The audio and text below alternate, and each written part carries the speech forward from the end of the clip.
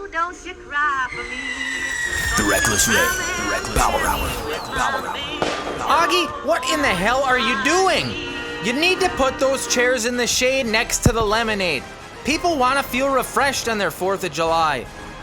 And I specifically told you to alternate the Stars and Stripes paper plates. This picnic table looks like it was set up by a small child.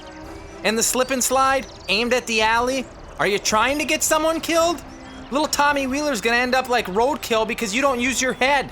Yeah, sometimes I wonder why I pay you, Augie. Well, seeing as it's a holiday and I'm here voluntarily, yet again, you're not actually paying me. Also, if I recall last year's 4th extravaganza, I thought this was an adults-only affair. That's after 9 o'clock. Didn't you read the invitations? Now fix the place settings. And don't be stingy with the sparklers either. I did read them, and I guess I didn't realize you had such a specific vision in mind. You basically handed me plates and told me to make it look presentable. And apparently you couldn't do it. Yet another failure in a long list of your life. Maybe a little direction would have helped, a little guidance. It's called delegation, and if you'd be doing your winterism assignments like I asked, you'd know all about it. But here we are, less than 3 hours away, and as usual, you're woefully underprepared. Please tell me that's not what you're wearing. What's wrong with my Nike dry fit? It's green, Augie. It's not St. Patrick's Day. You wear red, white, and blue on the 4th of July. Show a little respect. And why are you wearing running shoes? It's not a goddamn race, you momo. It's a social function, which means you shouldn't look like you're off to the 55 and older pickleball league. Yet another problem with your generation. No respect and no class.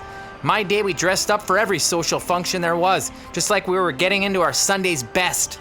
All out dinner jackets, slacks, a pair of fine leather loafers. Night out dancing or headed to the beach, it didn't matter, we came in class.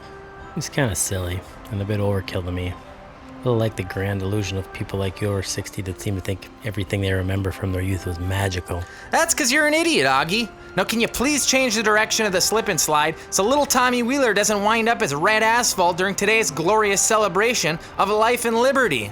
Who's Tommy Wheeler? There's no Tommy Wheeler. You interject Tommy Wheeler every time there's a child to put into the story. I'm fairly certain in the state of Florida has established this, you're not allowed anywhere near children. Left to right, Augie. Put it left to right, please. Now, have I ever told you why I'm so passionate about the 4th of July?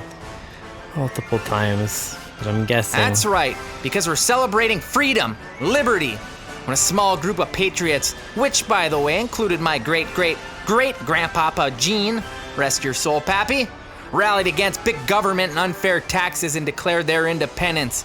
Today, when we can all come together as Americans. You racist piece of shit! Happy 4th of July to you, Jerry. Feel free to stop by later for some punch and croquet. Augie put my neighbor Jerry down as a maybe. As I was saying, it's a day when we can all come together, drink copiously, operate large motorcraft, fire off explosives until all hours of the night. Sounds a bit like your everyday routine, Ray. And that, my friend, is why we live in the greatest country in the world. On that note, I can't help but notice you seem to have an awful lot of wires and canisters of propane compiled there in the center of the lawn. And I gotta say, that seems like, well, a disaster waiting to happen. I was hoping you'd ask about that. That's for tonight's fireworks spectacular. Prepare to be blown away. Literally. I probably should have got the 60-gallon tanks. That there, Augie, is an entire van full of military-grade explosives. My buddy Sal knows a guy who knows a guy in Little Havana who needed to move this stuff ASAP. He said it was enough to light up a small Nicaraguan uprising, whatever that means. Long story short, people will be talking about tonight's fireworks display for many years to come. Yeah, I'd say that sounds like a pretty fair assessment of what's going to happen. And what time does this display of yours begin, so I can make sure that I am not anywhere near a 10-mile radius of this place? Hard to say. You have to play these things by ear. Make sure you time it right for just the right moment. Give the people what they want. I expect we'll begin sometime close to when Larry's moonshine wop runs out. The key is to really catch people by surprise. But I'll guarantee this, when I light that fuse, it's gonna look like f***ing Chinese New Year back here. Not even the Orientals will have seen something like this. And the propane tanks? That's just a little extra primer, Augie. Then you did all that wiring by yourself. Just finished up last night. Larry stopped by with a sampling of tonight's refreshments, and we put the last piece of tubing in place around 2 a.m. So you and Larry rigged this all up together. It is really gonna be something spectacular. Okay, I think I'm gonna go finish setting up the croquet course, maybe scout out my evacuation route. Say, do you mind if I throw out my badminton set in the front yard? Well, where are we gonna play American Gladiator Challenge? Just for once, could you think with your head, Augie? Let me worry about the yard games. Maybe make yourself useful and go clean off the beer pong table. If I remember right, Uncle Ray entertained a lady friend on there last year at the after party, so it might be a little sticky. I think I got a rag and some pine sol in the garage you can use. There's nowhere to go from up but here, Augie. There's nowhere to go but up. Oh, look at that. There's Larry right on time with the meat. Notice the prompt punctuality Larry exhibits from his winterism training, Augie. Maybe someday that will be you. I doubt it. But we can dream. I got the meat, Ray. I got the meat. 100 burgers, 100 dogs, 100 brats. Little gator tail, just like you done asked. Why is none of this packaged? Let me guess, one of you knows a guy who knows a guy? Not just any guy. Larry's cousin Barry. I thought he was a truck driver. Barry's a man of many hats. His talents and interests are vast. Along with driving long haulers, he's also a part-time butcher and taxidermist. It says right here on his business card. Don't you need to be licensed to do those things? Here we go again, bureaucratic overregulation nonsense. What a man does with his meat in his own damn time is his business. Literally and metaphorically. Larry, just put those fine specimens next to the grill. Uncle Ray will grill those babies up to a perfect red. Since we seem to be talking a lot about personal liberties here today, could I maybe, just maybe, get my burger well done this year? Augie, do you question the chef when you go to a fine restaurant? No, you let him work his magic. And that's how we do it here. I put on my the cook apron and I work magic. Why are you the only one always complaining all these years? Maybe because I'm one of the only 4 people that is usually here each year at your annual sausage fest, pun very much intended. And I tell you every year you don't need 100 burgers, and yet you never listen. Barry only does bulk orders, and he gives me a discount. And I was eating burgers and brats until November last year, so it's really a no-brainer. That would explain your staggering cholesterol numbers. Cholesterol what now? Liberal mumbo jumbo, Larry. You see, when the left can't complain about anything else, they turn to health to scare people into acting the way they want. First it was smoking, now it's don't eat meat. My grandpappy drank whiskey every morning with his Folgers, smoked 3 packs a day, and sure as hell ate fried meat 7 days a week. And as you can see, I followed that very same health regimen myself, and I'm in tip-top shape, if I don't say so. Your reliance on motorized carts at the supermarket begs to differ. That was one time, and I told you it was only because I dislocated a hip trying out some new editions from the Kama Sutra. And frankly, I think it's bullshit that only fat people get to use those little scooters. I'll tell you right now, that's the next case to hit the Supreme Court. We got the transes, it's time to set our sights on the fatties. They've had it far too good for far too long in this country. It's discrimination and it needs to end. You're still mad about what that kid said you were earlier driving the cart, aren't you? That smug little bastard, he didn't know what he was talking about. Let me guess. His name was Tommy Wheeler, wasn't it? He's just so damn smug. He didn't know a damn thing. Okay, on that note, I think I'm going to go start setting the mics up for broadcast. Maybe take it easy on that WAP before the show starts. We do have some politics and current events, to cover in our broadcast. Uncle Ray will be just fine. Plus, Larry's going to sit in on the taping a bit so I can play host a bit more. Larry, did you bring your homemade moonshine? Yeah, there we go. Just toss it right in, right there in the kiddie pool. Yep. Put all of it in there. Hello, Florida! Oh, Augie, I know that song always brings a tear to the eyes, but on the 4th, proud to be an American just really tugs at the heartstrings, How could anyone not love this country?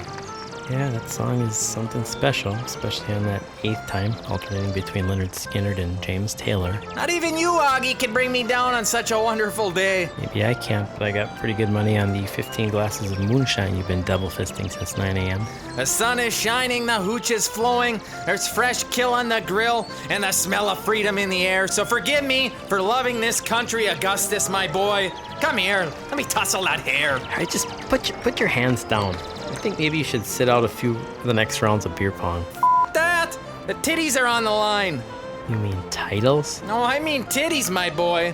One more win and old Ray is going motorboating with Wild Wendy from Chick-fil-A. Okay, I think we're at the point in the day where we start to limit Ray's on-air time and let him do his thing playing host to this crowd. You want a cannonball? You want a fucking cannonball? It's go time, Augie! Well, I will say this, folks. You don't see a man Ray's age do a cannonball into a kiddie pool full of moonshine every day. Now, that just ain't true. Weez was doing them last week in my place. You know what? That's fair, Larry. I stand corrected. In any case, it looks like it's going to be up to us to hold down the fort here for a while, so... Hey, can someone try to fish Ray out? I think he should have resurfaced by now. As I was saying, it looks like it's going to be up to us to keep things going. So why don't we keep things simple here and just talk a bit about the recent SCOTUS rulings. I imagine it was a pretty upbeat week for you, Larry? Am I gonna be on the box? What? The box. Am I on the box now? They can hear me right now? Like what I'm saying right now? The words the that air? I'm saying, right? The air? They're yes. in the box. You mean the air, Larry? Yes. We're unfortunately live right now. So yes, you are on the box, Larry. Bitchin'. So as I was saying, the SCOTUS rulings. You had to like those, Larry? What in the hell is a SCOTUS? The Supreme Court of the United States? Supreme what of the what now? Okay, I'll try to simplify this. The Supreme Court ended its most recent session by making a ruling on something called Affirmative Action. It's basically a policy aimed at increasing workplace and educational opportunities for people who are underrepresented in various areas of society. It focuses on demographics with historically low representation in leadership and professional roles. Say what? Okay, people who have been mistreated and not given many opportunities. Do you think it's okay to do more to help them? You mean like when our last litter of pit bulls had that one little runt that they picked on and took all his food? I called him Squeaker. So every morning I'd take Squeaker up on the couch with me and make sure he got enough food. Well, Larry, I'm not sure that was exactly the same thing, but yes, I think in some way your Squeaker story does draw certain parallels. Thank you for your, let's call it, perspective on the ruling. And it looks like, shirtless Ray is making his way back to the booth, so I'm just going to go ahead here and turn his mic off. Oh, Augie, you're missing a hell of a party. Old Broad McAutry lost her top on the slip and slide, and I'll tell you what, I'd like to slip and slide. Hey-oh! And Carney Carl's doing 8 balls behind the shed. Jesus Christ, Ray, we are on the air. Well, I'm sure there's blessed people listening that are actually here at this party of yours. It would be nice for once not to be sanctioned by the FCC. Can we cut it on the sex and drug talk? Who the hell is Carney Carl anyways? No, not that 8 ball. Carney Carl's an old minor league ball player I met a long time ago on the Couple Wild Nights at Birmingham. After his knees gave out, he joined the carnival. Does this thing where he puts on old catcher's gear and he lets you throw an 8 ball at him for $1 a toss. Making quite a haul back there. I don't think anyone's hit him yet, but... God damn it, now I missed it, Augie. Are you happy? A man apparently just got hit by an 8 ball. No, I can't say that I am. But what about the show, Ray? You do realize we're supposed to be hosting an actual broadcast today?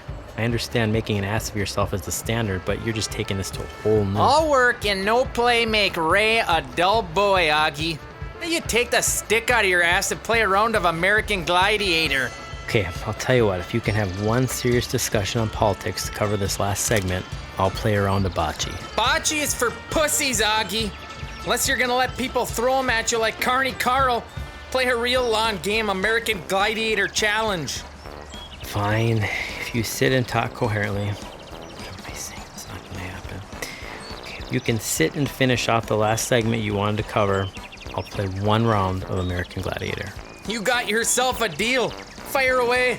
What are we talking about? Blacks no longer getting special treatment to get into college? Business owners finally not having to violate their faith to cater to the government's agenda? This country's finally back on the right track. That's what I have to say about it.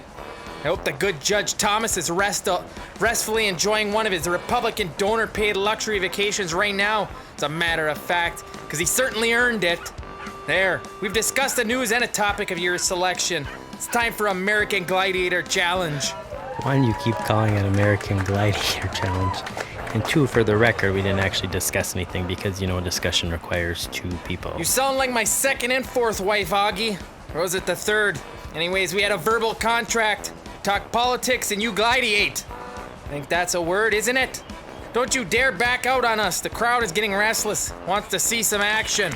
I'm not sure what kind of action you're talking about here, but just what exactly is this American Gladiator challenge? Like, battle with foam Q-tip sticks, run a little obstacle course? Yeah, it's something along those lines. I'll tell you what. You go strap on the helmet and Larry here will prepare the cannon. What did you say? I'm not doing anything with a cannon, are you crazy? Relax. It's not a real cannon. It's a spud gun Larry rigged up himself to fire tennis balls. Yeah, okay, definitely not going to be doing that. We had a contract, Augie. It was a gentleman's agreement. Ray, You can't welch. Ray, I'm not letting you fire tennis balls at me from 20 feet away with a homemade rocket launcher, I might add. Why do you need to ruin the fun? It's America's birthday. Food and drink are plenty, and cannons all ready to go, and you need to spoil the fun. Is that what America means to you, Augie? I repeat, I am not going to let you or Larry or anyone fire tennis balls at me out of this piece of metal piping Larry has. Step aside, amateur. I'm your man, and I don't even need no damn helmet. I took a Nolan Ryan fastball to the John Spring Training 72, shot it in 3 places. Shit, you talking about a tennis ball, man. There you go, you have your, I guess we'll call him Gladiator. Highly disappointed in you, Augie, but the crowd seems to like the idea, so let's do it. Larry, fire up the air pumps. Someone count off 50 paces. It's time for American Gladiator. Alright, for those few souls that are still listening, I'll try to describe the spectacle we have before us here today. Despite my adamant protests against this poorly thought out idea, they have Carney Carl approximately 50 paces away and have created a rudimentary course for him to work his way through. By course, I mean Ray has thrown out a few lawn chairs in the middle of the yard to dodge, a couple of couch pillows, and instructions that Larry must touch each one. I'm sorry, that Carl must touch each one. Larry is standing to my right behind the large cannon-like apparatus. You touch each one, Carl. 30 seconds. Hey Ray, don't you think we should at least test this thing to see what happens, before firing a projectile out of a homemade cannon that Larry put together? If Larry says it will work, it will work. Hey, Ray, I only, shot spuds out of this here unit. I don't know about no tennis balls. Enough talk, it's showtime. Arm the cannon. Carl, I'll give a count of 3. You'll have 30 seconds to get from the elm tree all the way to the slip and slide without being knocked down. Well, I'm ready. Hey, battle, hey! Hey Siri, put 911 on speed dial, please. 3, 2, 1, blast off! Whoa! The f***er was moving. Jesus Christ, they put a dent in the elm tree. Larry, do not fire that again. Nonsense! Carl's a professional athlete. Larry, again! Oh my God. Oh, it's a hit! Carl's hit, but he's still moving. Caught him in the leg, but he's grimacing. He's pushing forward. That's one tough son of a bitch. Ray, you cannot keep shooting at him. You're gonna kill him. He's still on his feet. Larry, fire again. Oh my God, no! Oh, it's a direct shot. He's down. Carl's down. Oh, shit. Ray, he's not moving. Jesus Christ. It's all right, folks. Carl is a pro. Everything is all right. It's all part of the show. Now, Larry, go light the fuse now. We need to divert attention from this. Start the fireworks presentation. Don't you dare light that fuse, Larry. Someone's gotta see if Carl's still Light breathing. it, Larry. Now, now, now. Run! Everybody run!